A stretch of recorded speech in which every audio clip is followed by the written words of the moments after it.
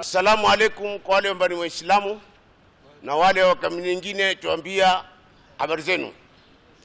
Sisi ndio tumedhulumiwa, sisi ni wakazi wa Lamu wa kisiwa cha Manda, na sisi ndio tunye mali kwenye viwanja ambacho tuko nazo huko, na tumenyang'anywa.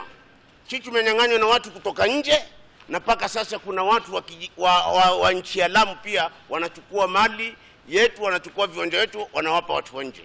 Sisi tumelia na serikali mara nyingi unakwenda kwa watu wa viwanja, kwa housing hapa, wanachukua viwanja, wanachukua title deed. Sisi tumepewa title deed zamani, tunakuta kuna title deed nyingine. Tunaomba serikali, hasa president, atuhukumie na hao watu. Kwa jina mtu anaitwa Ahmed Ali ambaye anawauzia wazungu, na hao wazungu wawili wanataka kujenga hoteli, ameuza viwanja zote, na baadaye kesi ikienda katika upande wa mahakama wanahaweregeshi Lamu, baada ya kuregesha Lamu wanatupeleka huku na huku. Tuomba serikali na watu wote watujue sisi Wakenya tunadhulumiwa. Tumedhulumiwa kila pahala, tumesukumwa mpaka ndani ya maji ya Lamu, sisi tunakuja kunyang'anywa. Sasa sisi tutamwachia dadangu awaeleze, awaoneshe kwa mpaka tutadidi tunao ile original, lakini pia tunakwenda kwa ofisi hapa ya lands, tunaambiwa hii ni fake na hii ni bado original. Mwenzangu atakueleze vile ilivyo. Assalamu alaykum. Ningependa kuelezea ya kwamba sisi ni wakazi wa Lamu ambao tumedhulumiwa. Jina langu ni Dhahabu Heri, watu wa visiwa wa Lamu. Ningependa kuelezea hii mahakama ya kwamba sisi ni watu tumedhulumiwa, sisi ni wanyonge, na tungependa kutoa ushahidi wa aina ya title deed ambao ni yangu mimi, hii hapa ambao ni origi. Na ukiangalia kwa tarehe, miaka yake ni title deed ya siku nyingi sana, ambapo imeambiwa ni fake, ambapo kuna baba nyenye ambao sahihi wamesimama hapa wako na title deed ya 2000. Unaelewa? Ambapo ukiangalia ni ya zamani. Ningependa kuuliza mahakama, hii title deed ni nani alitupa? Kwa nini iko fake? Kwa nini iko title deed hamuitambui? Ambapo title deed ya miaka ya nyuma na title deed ya sasa, atia sasa inaweza kuwa original, hii ya zamani inaweza kuwa fake. Kwa hivyo hizo ofisi zetu, tungependa kuuliza ofisi ambayo inatoa hizo title deed, ni kwa nini mnatudhulumu? Kuna viwanja nyingi ambazo zimepotea. Kama kiwanja ambao ningeelezea ambao ni 270, hakuna. Kiwanja ambacho ni 271 hakuna. Kiwanja 272 hakuna. Kiwanja cha 378 hakuna. Kiwanja cha 371 hakuna, na vingi ambazo tumedhulumiwa. Tungeomba rais wetu atuangalie na sisi ni wanyonge, na tumekuja kwenye hii mahakama kujitetea kama wanyonge. Hatotoka mzungu nchi ya nje awe ni Mkenya. Sisi wa Kenya ambao tutakuwa si wa nini, hatuna haki. Kitu kama hicho kimetuuma, tumenyanyasika, tumedhulumiwa. Wengine ambao tunaona sisi tuko hapa tunaongea, kuna wengine mashinani wanalia, wengine wanasema tunaachia Mungu, wengine yani kila mtu analia na kilio. Tungeomba kama rais wetu, hichi kilio leo naongea hapa nafikiri anatusikia na itamfikia. Kwa hivyo wajaribu kutufuatilia na sisi, kutupatia na sisi wanyonge haki. At least tuweze kujua kama si wanyonge tuko na haki na tunaweza saidika. Sina mengi ya kueleza isipokuwa hayo. Yesterday night, the locals of Lamu traveled all the way to Nairobi in a bid to follow up on property that they had acquired legally by following due process of the law, by following the due diligence as articulated by the law around the year of 2012-2013, where they were given certificate of titles over various properties. However, they have recently discovered that there is a lot of construction and a lot of development going on in properties that have their name, but they have not commissioned the same. So they went and reported to the authorities to do investigation, only to find that at the lands there have been registered more than one title deed over the same property. So you'll find that one property has several title deeds in favor of the Lamu residents and in favor of investors who happen not to be Kenyan nationals. And they want to come up with the holiday homes and the resorts at the expense of the residents of Lamu.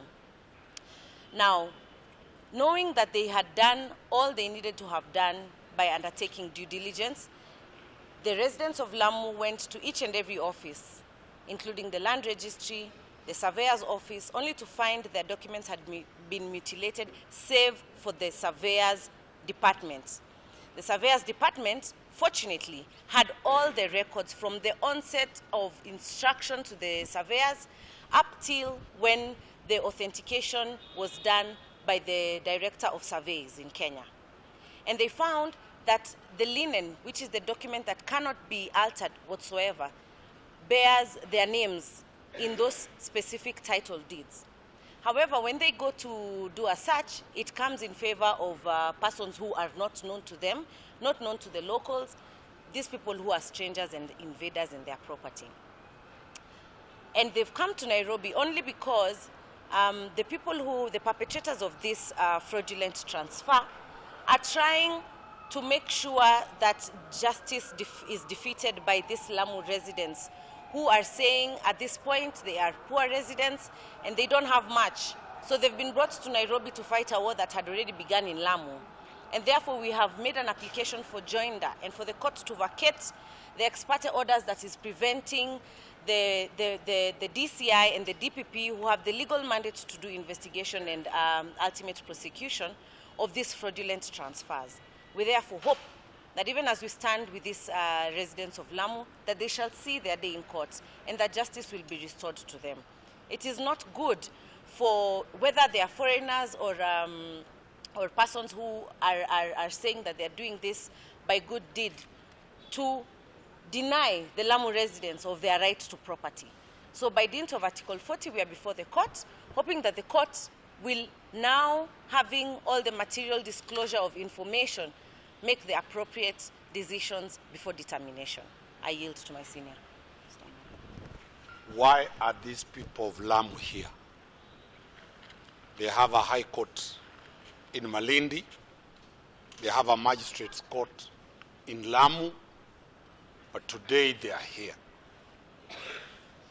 The essence of this matter is that their land was fraudulently acquired. They went and reported to the DCI, Lamu. The DCI Lamu investigated and charged the land registrar of Lamu. Surprisingly, the land registrar was acquitted in very mysterious circumstances. The DCI extended the investigations to all the people who are involved in this forgery and fraudulent transfer of land. The matter went to Malindi High Court. The Malindi High Court found out that these people have the right to own that land. The land was declared to be in the hands of these people. And the title deeds that had been nullified were restored. The DCI started now investigating this matter further to get to the root cause and arrest and charge. The same people applied to stop the DCI from investigating them. Among the people is an advocate of the High Court of Kenya. Among the people are foreigners. They appeared before Justice Makori of the ELC court in Malindi, and Justice Makori rejected that application. They moved to Nairobi without their knowledge to a same high court, a constitutional court, where they are not parties. The court in Nairobi was never told that this matter had already been decided by the judge in Malindi. They got orders from Nairobi to stop the DCI from investigating. They got the orders from Nairobi to stop the DPP from charging. So, these people have been dragged to Nairobi. They instructed us. We have filed an application for them to be parties to join this case. We have produced the proceedings in Lamu court. We have produced proceedings in the ELC court of Lamu. We have produced the judgment, and we are seeking that the orders that were obtained without material disclosure to the court vacates those orders and allows the DPP and the DCI to do their job. In summary, why they were brought to Nairobi, these are poor fishermen. The poor people being dragged from Manda Island. They can't afford. We have taken up this matter on pro bono because this is a grave injustice on poor fishermen being brought from Manda Island in Lamu to Milimani. They don't have a place to sleep. They have no food to eat. They came in a bus and they are now living with the bus to Lamu because of lack of money. Kwa hivyo yale tumesema ni kwamba hawa kesi yao, shamba liko Lamu, wamenyang'anya lile shamba, kesi imesikizwa pale Mombasa, kule Malindi ELC court, wameshinda. Wale wezi wamenyemelea na kurudi Nairobi na kupata order wasikamatwe, wasishtakiwe ili hawa wapate haki yao. Ni dhuluma kubwa zaidi. Katika ile kesi, Law Society of Kenya iko kama interested party. Masuala ambayo tunataka kujua ni kwamba Law Society of Kenya itasimamia wakili ambaye itasimamia Wakenya ambao wanadhulumiwa na kunyang'anywa haki zao. Kipengele cha 4 cha Law Society of Kenya ni kulinda maslahi ya public interest. Hawa ndio the public. Kwa hivyo tunataka judge aweze kutupilia ile kesi irudi Malindi, pali ambapo High Court imo, pali ambapo huyu mama atatoka baada ya kufua samaki yake kupata shilingi 10, aingie kwenye bodaboda, aende kotini, aweze kusikizwa, aweze kupata haki. Kuja kutoka Lamu mpaka hapa ni zaidi ya shilingi, upande moja zaidi ya shilingi 3,000. Kurudi 3,000. Hawana makazi, washanyang'anywa. Kwa hivyo tunaomba kwamba vyombo vya habari, na tunawashukuru kwamba mmeweza kukubali kueneza madhila yanayokumba hii jamii ya wavuvi ya kutoka upande wa Lamu. Tumeweza kuwapatia ile application ambayo tumewapatia, mtaweza kuiangalia. Pengine yule ana swali anaweza niuliza ama ulize hao. Yes.